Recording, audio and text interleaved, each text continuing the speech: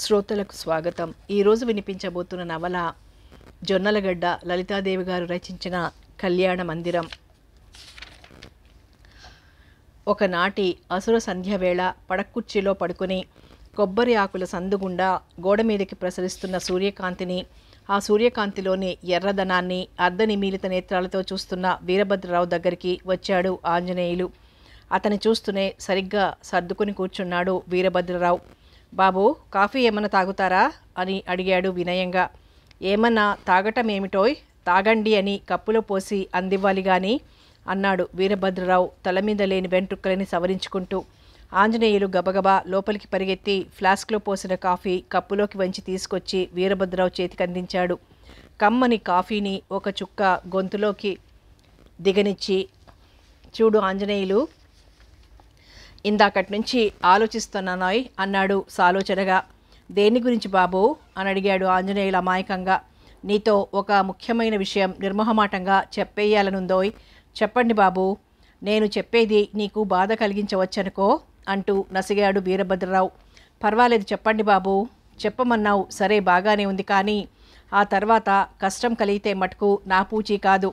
కష్టం లేదు బాబు, చెప్పండి. సరే, నువ్వింతగా బతిమాలుతున్నప్పుడు చెప్పకపోవడం బాగుండదనుకో. ఆగండి ఒక్క నిమిషం, ఒక్కటంటే ఒక్క నిమిషం. ఇది నా జీవితంలో ఎదురైన కొన్ని సమస్యల కథ.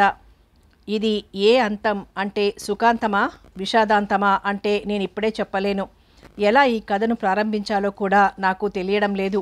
ఇది విన్నవారికి, చదివిన వారికి, చదువుతుండగా వినేవారికి వరలక్ష్మీ వ్రతం కథలోలా మోక్షం కలిగించవచ్చుననేది సందేహాస్పదం. పోనీ అష్టకష్టాలు తీర్చి అష్టైశ్వర్యాలు సమకూరుస్తుందా అన్నది కూడా చెప్పడం కష్టసాధ్యమే. నా ఎరికన ఈ రెండింటిలో ఏ ఒక్కటి ఎవరికీ కలగలేదు కనుక కొందరికి ఆనందం మాట ఎలా ఉన్నా ఆశ్చర్యం మటుకు కలిగించవచ్చు, అంతవరకు గ్యారంటీ. ఇదంతా ఎప్పుడు జరిగింది అని మీరు నన్ను ప్రశ్నించవచ్చు. నువ్వు చెప్పబోయే పాత్రధారులు ఎవరు అని కూడా మీరు అడగవచ్చు.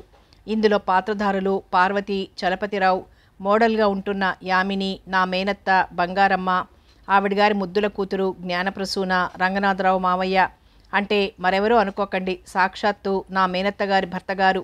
అందరిలోకి చిన్నవాడు చంద్రమోహన్, వంట మనిషి రంగనాయకులు. ఈ జనాభా అంతా కలిస్తేనే గాని ఈ కథ రక్తి కట్టదు. అన్నట్లు మర్చిపోయాను, మనిషి అనేవాడు భూమి మీదకి వచ్చాక ఉండటానికో కొంప, చేయడానికో పని ఉండాలి అని ఈ ఆల్ ఇండియాలో ఏదో ప్రదేశ్లో, ఏదో ప్రాంతం, ఏదో ఊరు విధిగా అయి తీరాలి. కూలి పని చేసేవాడు ఏదో నడమంత్రపు సిరిగా లాటరీ వచ్చి ఏ లక్షాధికారు అయిపోయి విదేశాలకి పరిగెత్తితే తప్ప సామాన్యంగా ఎక్కడున్నావే గొంగళి అంటే వేసిన చోటే అని జవాబివ్వక తప్పదు కదా. ఇంతకీ ఈ కథంతా ఇలా ఎందుకు ప్రారంభమైంది అంటే కారణం లేకుండా ఏదీ జరగదు కదా. అసలు నేను కృష్ణా జిల్లాలో కంకిపాడుకి దగ్గరగా ఉన్న కోలవెన్ను వెళ్ళడమే పెద్ద లాజిక్ అయిపోయింది. అక్కడే గుడ్ లక్ లేదా బ్యాడ్ లక్, మొత్తానికి ఏదో ఓ లక్కు, ఓ మధురాతి మధురమైన, మనోజ్ఞమైన, అతిలోక రమణీయమైన స్టోరీకి నాందివాచకం పలికింది. నేను కోలవెన్ను వెళ్ళకపోతే బొంబాయిలో మోడల్గా పనిచేస్తూ రిలీఫ్ కోసం వచ్చిన యామిని కనిపించేది కాదు. ఆమె గారు కనిపించకపోతే నాకు అలంకరణ పట్ల ఆసక్తి కలిగేది కాదు. మా అత్త బంగారమ్మ డబ్బెట్టి ఆడే పేకాటలోని టెక్నిక్లు తెలిసేవి కావు. ఇన్ని ఇలా జరగడానికి కేంద్రమైంది ఆ కోలవెన్నే. టూకీగా ఈ కథ పరిచయమిది. పడక్కుర్చీలో పడుకుని పైకి వెలిబుచ్చలేని మాటల్ని మనసులోనే అనుకుంటూ తన దగ్గర పనిచేసే ఆంజనేయుల్ని చూస్తూ తను నిర్మోహమాటంగా చెప్పవలసిన విషయాన్ని గురించే ఆలోచించసాగాడు. ఇంకా ఆలోచిస్తున్న కొద్దీ వీరభద్రరావుకి మళ్ళీ పాత కథ తిరగతోడినట్లయింది. ఆ రోజు వీరభద్రరావు కోలవెన్నుకి బయలుదేరాడు. ఆంజనేయులు, నువ్వు కూడా కోలవెన్ను వస్తావా నాతో అని అడిగాడు వీరభద్రరావు. ఆంజనేయులకి గుర్రపందాలంటే తగని ప్రేమ. ఆ ప్రేమ ఎంత ఘాటైందంటే ఆ పందాల రోజున కాఫీ తాగడు, టిఫిన్ తీసుకోడు, భోజనం చేయడు. అన్ని త్యాగాలు చేయగల పిచ్చి ఉంది అతనికి. నేను రేసులు వదులుకొని 4 డబ్బులు సంపాదించుకునే అవకాశం పోగొట్టుకుంటూ మీతో రాలేను బాబు అన్నాడు నిక్కచ్చిగా. సరే, అసలే స్టవ్ మీద గిన్నె పెట్టి కనీసం పాలు కాచుకోవడం కూడా రాని వీరభద్రం నాకు అన్ని విధాలా సహాయపడే ఆంజనేయులు రాకపోతే ముందు కడుపులో మేతపడే విధం ఎలాంటిదా అని ఆలోచిస్తుండగా అతని అత్త బంగారమ్మ బంగారం లాంటి మాట వినిపించింది. నీకు వేరే ఇబ్బందేం లేకుండా నీతో పాటు నేను వస్తాలే అల్లుడు అంటూ అభయం ప్రసాదించింది. తన వెనుకనే లచ్చి, ఆ వెనుకనే పక్షీంద్రుడు అన్నట్టు బంగారమ్మ వెనుక ఆమె కుమార్తె జ్ఞానప్రసూన, ఆ వెనక ఆ ప్రసూనను వలిచి పెళ్లాడాలని ఉర్రూతలూగుతున్న చిన్నవాడు చంద్రమోహన్ కూడా బయలుదేరారు ముందు. కానీ ఆఖరి నిమిషంలో ఇంతకంటే ఎమర్జెన్సీ ఏం వచ్చి పడిందో కానీ చంద్రమోహన్ మటుకు రావడం మానేశాడు. బంగారమ్మ భర్తగారైన రంగనాథం ముందే తనకి పల్లెటూళ్ళంటే పరమ బోరని, పచ్చని పంట పొలాల వెనక సంస్కరించాల్సిన మానవ మాతృలు చాలామందే ఉంటారని, అలాంటి సంస్కారహీనుల మధ్య తను అడుగు తీసి అడుగు వేయలేనని ఢంకా బజాయించి చెప్పడంతో ఆయన మీద ఆశ పెట్టుకోలేదెవరు. కానీ ఇన్ని నీతులు రంగనాథం బోధించడంలో గల అసలు రహస్యం, ఇల్లు వదిలివేస్తే బంగారం లాంటి వడ్డీ వ్యాపారం కవరింగ్ పోయిన నగలాగా నల్లబడిపోతుందన్న అతని బాధేనని పాపం వీరభద్రరావు కనిపెట్టలేకపోయాడు. చివరికి భూమి గుండ్రంగానే ఉంటుందని కొందరు, కోడిగుడ్డు ఆకారంలో బల్లపరుపుగా ఉంటుందని కొందరు, వీరభద్రరావు చిన్నతనంలో వాదించినట్లు అసలు కథ బయలుదేరిన చోటుకే ఆగిన మేనత్త బంగారమ్మని ఆమె కూతురు జ్ఞానప్రసూనని తీసుకుని పల్లెటూరికి ప్రయాణమయ్యాడు. అక్కడితో ఒక పాత కథ ముగిసి కొత్త కథకు అంకురార్పణ జరిగింది. వీరభద్రరావుకు కోలవెన్నులో ఓ 10 ఎకరాల మాగాణి ఉంది. కోతల పేరుతో ప్రతి సంవత్సరం ఒక 2 నెలలు అక్కడ మకాం పెడుతూ ఉంటాడు. ఈసారి మేనత్తని, మేనత్త కూతుర్ని వెంట పెట్టుకుని బయలుదేరాడు. బంగారమ్మ పేకాటలో తనని మించిన వారెవరూ లేదంటుంది. కానీ అందులో ఏ పాటి నిజం లేదని అతను వచ్చిన వారానికే గ్రహించాడు. ఆ ఏడు నాగాయలంక నుంచి ఏనాడో ఇంటిలోంచి వెళ్ళిపోయిన వీరభద్రరావు మేనమామ భార్య మంగమ్మ, ఆమె కూతురు శ్రీలత కాకతాళీయంగానే కోలవెన్నులో కలవడం చాలా విశేషం. శ్రీలత పేరుకు తగినట్లే శ్రీ మహాలక్ష్మిలా కళకళలాడిపోతోంది. ఆమె మొదటి చూపులోనే వీరభద్రరావుని అమితంగా ఆకర్షించింది. మేనమామ భార్య మంగమ్మ ఆడే పేక ముందు బంగారమ్మ ఆట ఎందుకు పనికిరాదని స్వయంగా వీరభద్రరావే గ్రహించాడు. ఏమత్తా, ఎంత పోయిందేమిటి ఈరోజు డబ్బు అని అడిగాడు పరిహాసంగా. ఎంతోయ్, మహా పోతే 4-5 అంతకంటే పోనిస్తానా అంది బంగారమ్మ. మొదట్లో నమ్మాడే విషయం, కానీ రాను రాను ఆ మాటల్లో ఆవగింజంత కూడా నిజం లేదని, ఆవిడ చెప్పే అంకెకి పక్కన ఎప్పుడూ 0 పెట్టి తీరాలని గ్రహించాడు కూడా. చంద్రమోహన్ రాకపోవడం జ్ఞానప్రసూనకు గొప్ప ఆశాభంగం కలిగింది. ఇతగాడి ప్రేమలో అట్టే నిజాయితీ లేనట్లు కనిపించదు అనుకుంది. ఒకరోజు, అంటే వీరభద్రరావు గుండెలో సంచలనం కలగడానికి కారణమైన రోజు సాయంత్రం గోధూలి వేళ అలా వాహ్యాళికంటూ బయలుదేరాడు వీరభద్రరావు. పల్లెటూరిలో ప్రశాంతంగా 10 రోజులు ఉండిపోవాలని బొంబాయి సంరంభంలోంచి బయటపడి వచ్చిన యామిని కూడా ఆ పని మీదే అలా వస్తూ అతనికి ఎదురుపడింది. మీరీ ఊరికి కొత్తేమిటి అంటూ పలకరించాడు వీరభద్రరావు. ఆడపిల్ల, అందులో కాస్త అందమైన పిల్ల, ముఖ్యంగా వయసులో ఉన్న పిల్ల కనిపిస్తే నోరు బొత్తిగా ఊరుకోదతనికి. నేను బొంబాయిలో మోడల్ని అంది యామిని రమంత గర్వంగానే. అందుకే అంత పసందుగా ఉంది అనుకున్నాడు మురిపెంగా. అసలే మోడల్గా ఉంటుందేమో, మనిషి రూపంలో అదో విధమైన ఆకర్షణతో పాటు నడకలోనూ నిలబడే పద్ధతిలోనూ కూడా ఒక విధమైన చమక్కుంది. మీరేం చేస్తుంటారు అని అడిగింది యామిని. చేయడం కాదు, చేయిస్తాను. ఏమిటి? వ్యవసాయం. ఏమాత్రం ఉందేమిటి? ఓ 10 ఎకరాలు. యామిని అలాగా అన్నట్లు తలపంకించి ఊరుకుంది. ప్రథమ సందర్శనంలోనే 25 ఏళ్ల చరిత్ర రాబట్టడం బాగుండదని వస్తానంటూ ముందుకు నడిచాడు వీరభద్రరావు. అవతలికి 4 అడుగులు వేసేసరికి శ్రీలత చెరువుగట్టు మీద నడుస్తూ కనిపించింది. ఆమెను చూసేసరికి అతనికి ఉత్సాహం పెల్లుబికి, అంతకుముందు ముచ్చటపడిన యామిని అప్పటికప్పుడే అడుగున పడిపోయింది. ఏమిటి శ్రీ, చెంగున లేడిలా గెంతుతూ వస్తున్నావు అని అడిగాడు వీరభద్రం.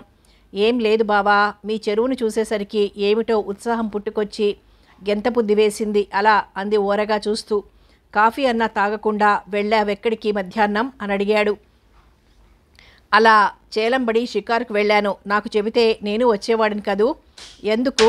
నువ్వు పేకాట పర్యవేక్షణలో మునిగిపోయావుగా. ఎలాగైనా మా అమ్మ ఘటికురాలి ఆటలో అన్నాడు.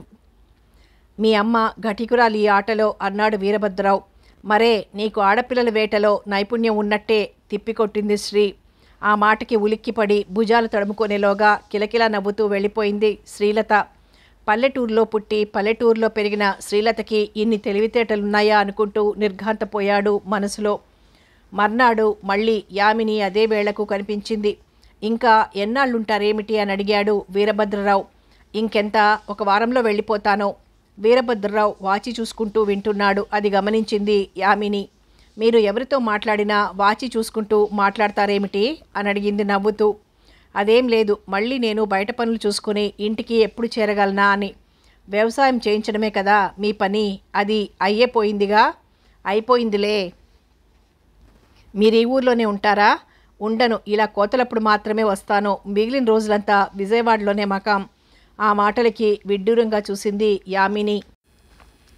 విజయవాడలో ఉంటూ కూడా ఇలా బాబాలా ఈ గుడ్డలే కడతారేమిటి? బాబా గుడ్డలా? కాక మరేమిటి? ఆ కాషాయ రంగు పంచ, ఆ ఎర్ర రంగు చొక్కా మీ బట్టల సెలక్షన్కి చెప్పాలి. ఎంత లేనివాడైనా డాబుగా కనిపించే ఈ రోజుల్లో ఇలాంటి బట్టలు అంత ఆస్తి ఉన్న మీరు కడుతున్నారంటే ఏమనుకోవాలి అంది కాస్త ఘాటుగా విమర్శిస్తూ. వీరభద్రరావు తన బట్టలకేసి ఒకసారి చూసుకుని తనలో తనే సిగ్గుపడి, ఏదో లేండి, నాలాంటి బ్రహ్మచారికి ఏ బట్టలు కట్టుకున్నా రోజులు వెళ్ళమారిపోతాయి అంటూ మాట తప్పించేశాడు. యామిని అది గ్రహించి తను మౌనం వహించింది. వీరభద్రరావు వయస్సు 40వ వడిలో పడింది. ఇంకా బ్రహ్మచారిగానే ఎందుకున్నాడబ్బా అనుకుంది యామిని. ఏమిటి మీరు ఆలోచిస్తున్నారు అని అడిగాడు వీరభద్రరావు. ఏమీ లేదు, మీరు ఇంత అపర భీష్మాచార్యులుగా బ్రహ్మచర్యం గడపడానికి గల కారణం మీ డ్రెస్సే అయి ఉంటుంది అంది నవ్వుతూ.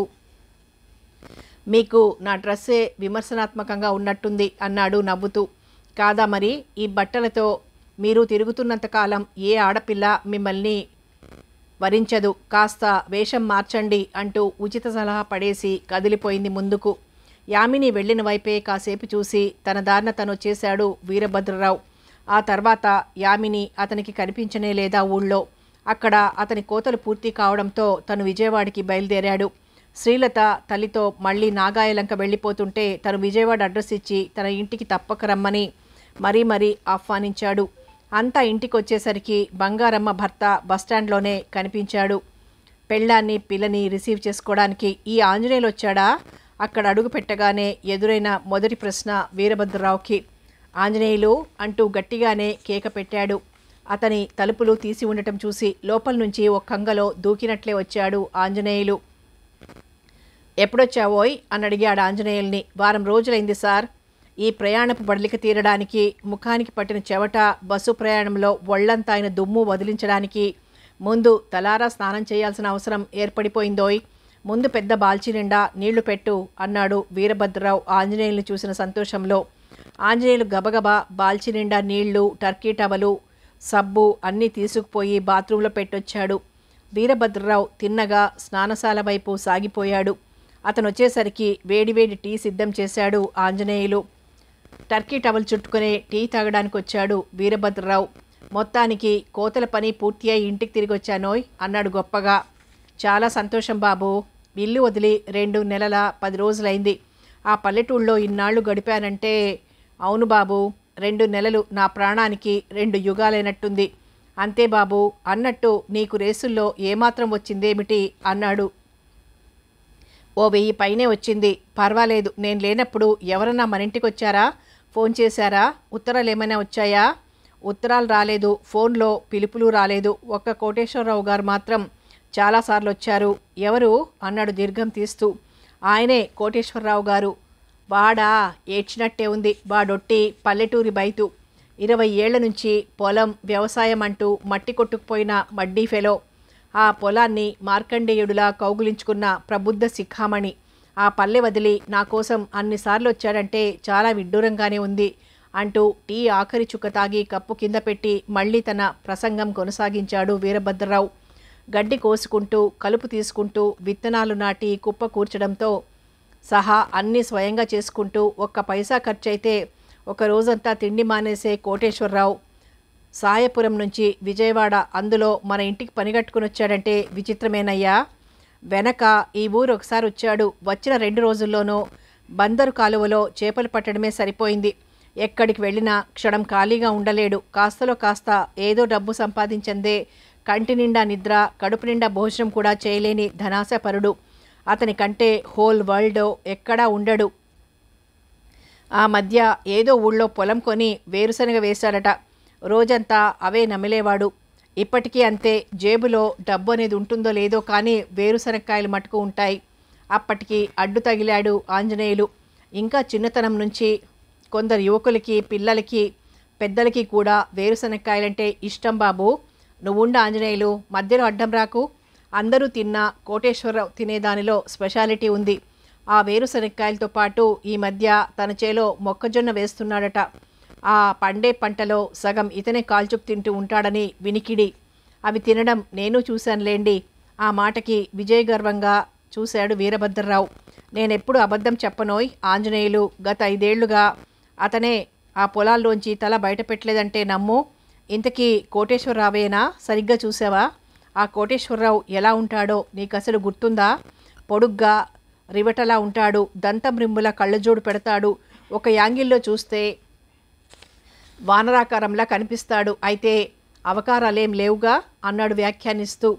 అతగాడు కళ్ళజోడు ధరించే మాట నిజమే, పొడుగ్గా ఉండే మాట నిజమే. ఇంతకీ మీరన్నది రివట చవట అన్నాడు ఆంజనేయుల అమాయకంగా.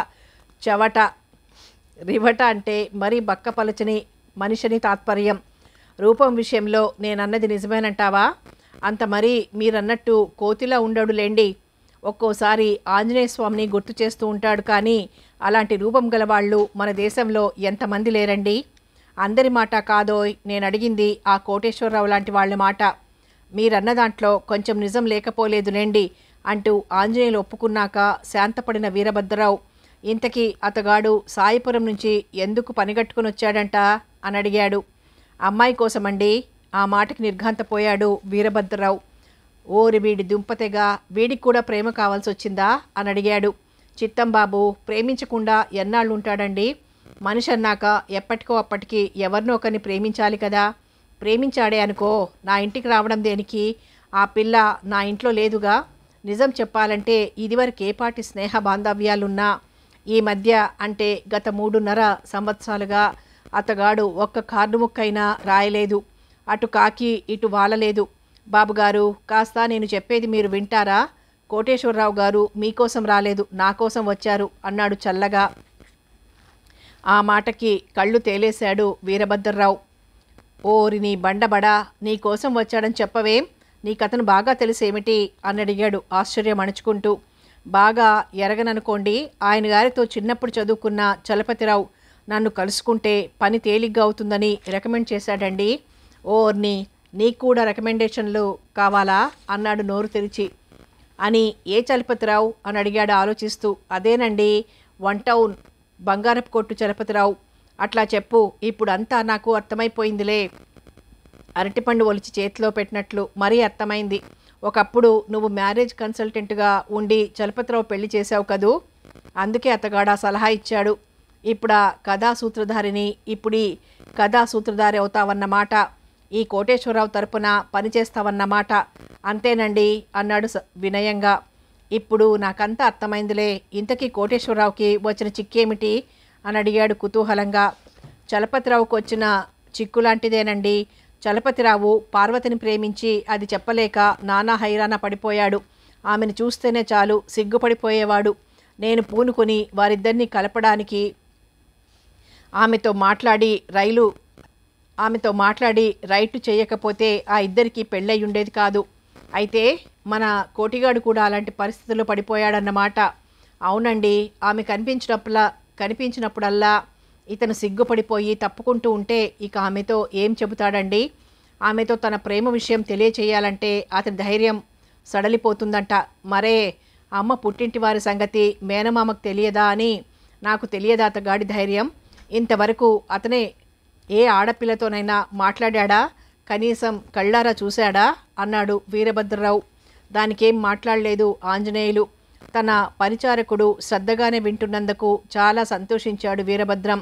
చూడు ఆంజనేయులు, నెత్తి మీద 10 రూపాయలు పెడితే ₹1/2 కూడా కొరగాని ఆ కోటిగాడు ఓ ఆడపిల్లని లవ్ చేశాడంటే మనకి మంచి గుణపాఠం.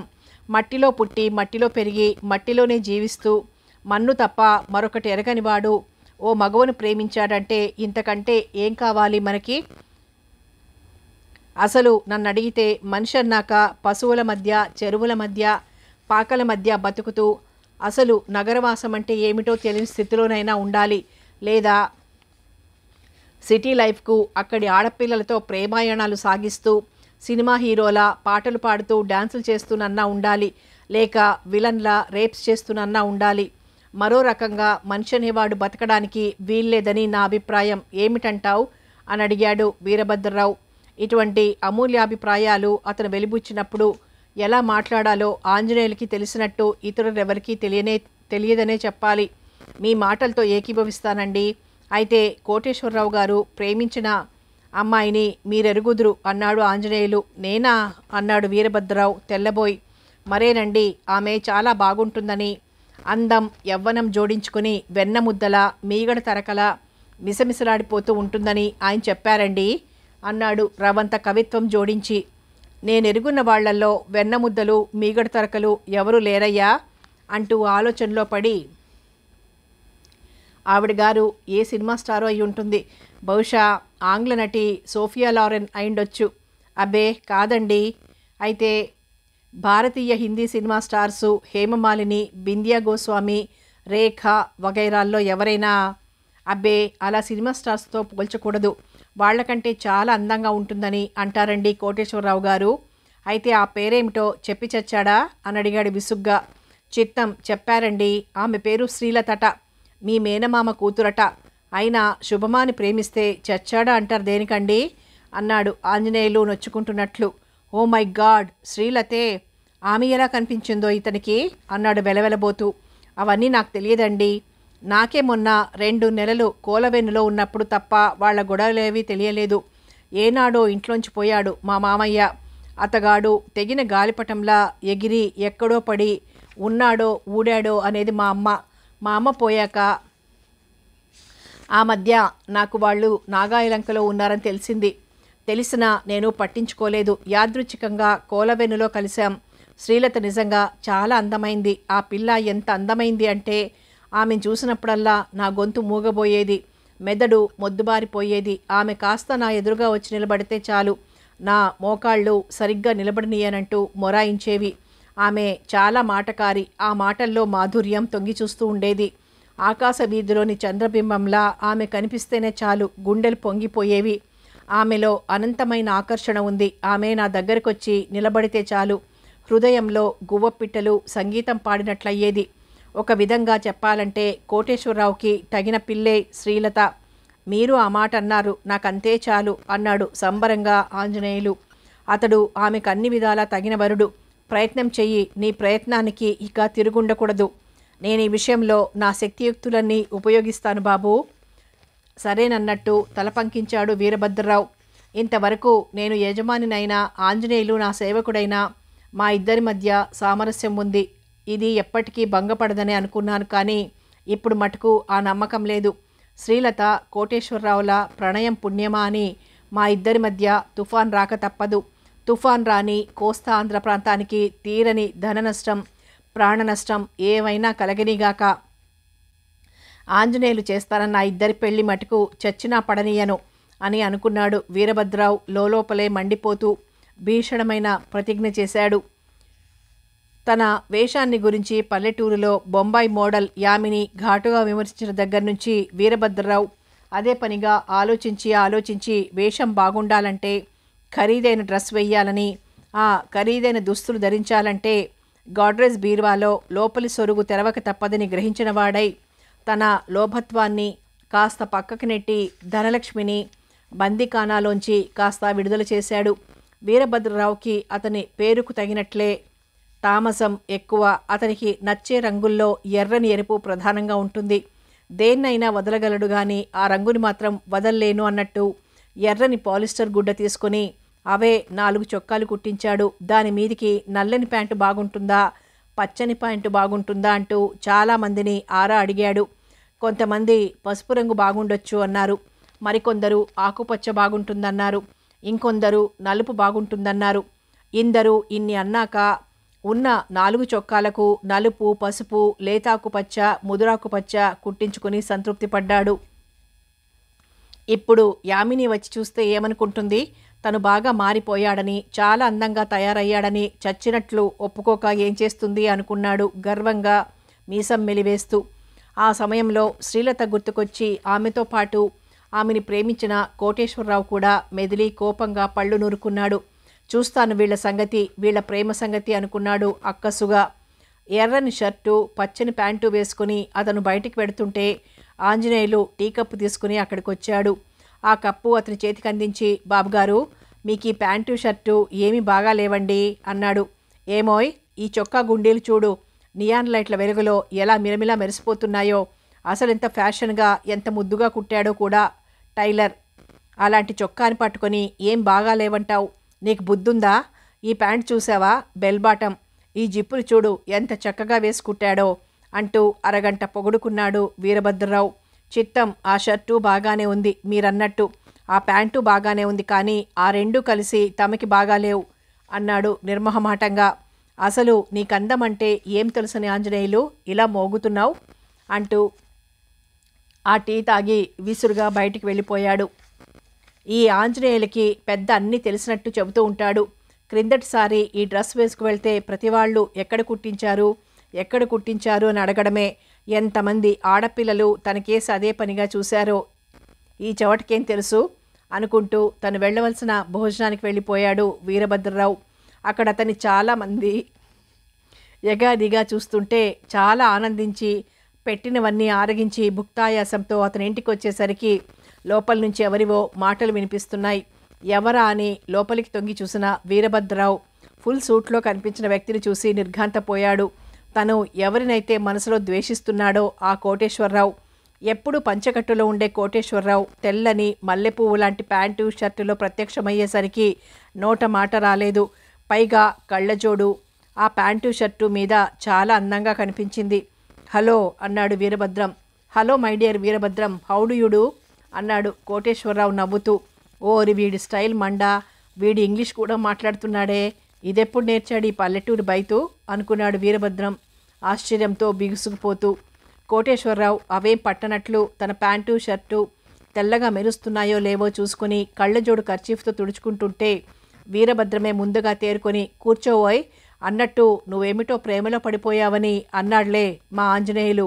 పోనీలే పాపం, ఇప్పటికైనా ఓ ఆడపిల్లని ప్రేమించాలని తట్టినందుకు చాలా సంతోషం. ఇంకా ఇంకా ముసలివాడివైతే ఎవత్తి నీ కేసు చూడదు అన్నాడు కాస్తంత వ్యంగ్యంగానే.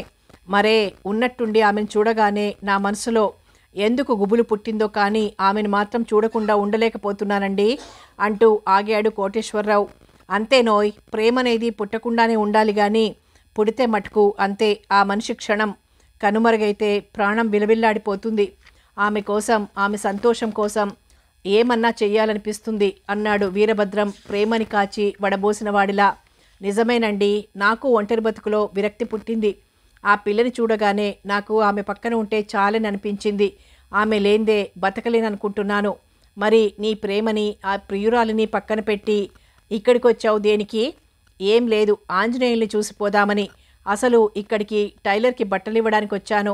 వచ్చిన వాడివి ఎలాగో వచ్చాను కదా అని ఇలా మళ్ళాను. ఏం రంగు కొన్నావేమిటి కుతూహలంగా అడిగాడు వీరభద్రం. తెలుపండి, 2 చొక్కాలు 2 ప్యాంట్లు, ఒక నలుపు ఒక తెలుపు. ఏడిసినట్టుంది నీ సెలక్షన్. ఆ తెప్సి ఓడుతూ ఆ తెలిపేమిటి అనబోయి తమాయించుకున్నాడు వీరభద్రరావు. ఇంతకీ ఆ పిల్లతో నీ ఘాటు ప్రేమని గురించి చెప్పావా? ఇంకా లేదండి, రేపు భోజనానికి ఆహ్వానించింది, వెళ్ళాలి. వెళ్ళు, అంతా బాగానే ఉంది కానీ ఆమెకు నీకు పరిచయం ఎలా అయింది? ఎలాగేముందండి, మా సాయపురం కరణం గారి అక్క కూతురే కదండి ఆమె. కరణం గారి అమ్మాయి పెళ్లిలో కలిశాం. ఆమెది నాగాయలంక.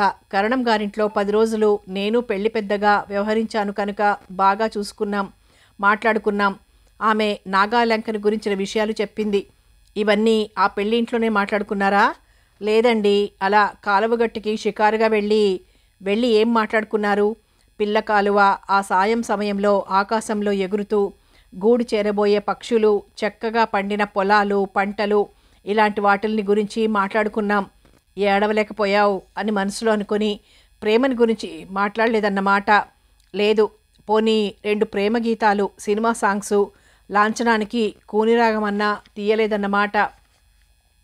ఆ మాటకి కాస్త ఇబ్బందిగా చూశాడు కోటేశ్వరరావు. లేదు అన్నాడు తల వంచుకొని. పూర్ ఫెలో, ఒంటరిగా అమ్మాయి కనిపిస్తే డేర్ డెవిల్లా పిల్ల కాలువ దాటటం వంటి 2 ఫీట్లు చేసి ఇంగ్లీష్ వాడిలా మోకాళ్ళ మీద కూర్చుని ఆమె చెయ్యి ముద్దు పెట్టుకొని ప్రేమని వ్యక్తం చేస్తే బాగుండిపోయేది కదా. అంత మాత్రం ధైర్యం లేకేగా ఆంజనేయుల సహాయం అర్థించింది అని జవాబిచ్చాడు కోటేశ్వరరావు. అబ్బో, వీడికి తెలుగులో కూడా నాలెడ్జ్ ఏడ్చినట్లుంది కొంచెం అనుకున్నాడు వీరభద్రరావు. నీ మేధాశక్తికి నేను విచారపడుతున్నానోయ్. ఆంజనేయులు ఏం చేయగలడు? వంకాయ కూర కారం పెట్టి వండమను వండుతాడు, వెల్లుల్లిపాయలు వేసి చారు కాచమను కాస్తాడు, కొబ్బరి మామిడికాయ కలిపి పచ్చడి చేయమను చేస్తాడు, పెసరట్లో మినపట్లో వేసి పెట్టమను వేస్తాడు, పాకశాస్త్రంలో తనకున్న ప్రతిభంతా చూపించమను నలభీముల్ని మించినట్టు వండి పారేస్తాడు. అంతేగాని పెళ్ళిళ్ళు కుదురుస్తాడంటే మాత్రం, ప్రేమ విషయంలో సలహాలిస్తాడంటే మాత్రం ఎవరు నమ్ముతారు? అసలు వీడి క్వాలిఫికేషన్ అంతా కనీసం ప్రేమన్న పదం కూడా ఎన్నడూ ఉచ్చరించి ఎరుగని వీడు ప్రేమ రాయబారిగా ఉండటమా? ఏమైనా 100 అబద్ధాలాడైనా ఒక పెళ్లి చేయాలట. పైగా ప్రేమించి చూడు పెళ్లి చేసి చూడు అన్న సినిమాలు కూడా వచ్చాయి కదా. చూడు కోటేశ్వరరావు, నీకు ఈ తెల్ల డ్రెస్సు వేయమని ఎవరు చెప్పారోయ్? ఆమెకి నేను తెల్ల డ్రెస్ వేస్తే బాగుంటానట, అది శాంతికి చిహ్నమని ఆంజనేయులు కూడా చెప్పాడు అమాయకంగా అన్నాడు కోటేశ్వరరావు. అంతేనోయ్, ప్రేమ కూడా శాంతించి ఊరుకుంటుంది. అది సరే గాని ఈ ఊరు నువ్వెందుకు వచ్చినట్లు? ఆమె ఫ్రెండు పెళ్ళట, ఈ రాత్రికి ఈ ఊళ్ళో రమ్మని చెప్పింది. స్వయంగా వచ్చి కార్డు ఇచ్చి 10 సార్లు చెప్పాక ఎలా ఆగుతుంది మనసు? అందుకే 2 పనులు కలిసి వస్తాయని ఇలా వచ్చాను అన్నాడు కోటేశ్వరరావు అమాయకంగా. అయితే ఇప్పుడు పెళ్ళికి వెళ్తున్నావన్నమాట? అవును, వస్తాను అంటూ బయటికి నడిచాడు కోటేశ్వరరావు. పో నాయనా, తొందరగా పో అనుకుంటూ వీరభద్రరావు మనసులోనే సణుక్కున్నాడు. కోటేశ్వరరావు వెళ్ళిపోయాడు. ఆంజనేయులు, పెళ్ళికి వెళ్ళేవాడు అలా తెల్ల సూటుతో వెడితే బాగుంటుందా? చక్కగా పంచ కట్టుకొని పోవాలి కానీ. ఈ రోజుల్లో అలాంటివేం లేవు బాబు. తెల్ల సూటు ఆయనకి బాగుంటుందని ఆయమ్మ ముచ్చట పడింది. అలాగే వెళ్ళనీయండి. ఇలా పై ప్యాంట్లను చూసి షర్ట్లను చూసి మోహించే వాళ్ళ ప్రేమలో నిజాయితీ ఉండదోయ్. ఆంజనేయులు మాట్లాడకుండా వింటున్నాడు. నీకు ఆడంబరం, ఆర్భాటం, అట్టహాసం అంటే బాగా ఇష్టం. అవే కోటేశ్వరరావుకి నూరిపోసినట్లున్నావు. ఇలాంటి డాంబికాలంటే మోజుపడే ఆడపిల్లలు తక్కువ ఈ రోజుల్లో. ఏదో పిచ్చి వేషాలు పగటి వేషాలు వేస్తే అసహించుకుంటారు. కోటేశ్వరరావు సంగతి నేను చూసుకుంటాను.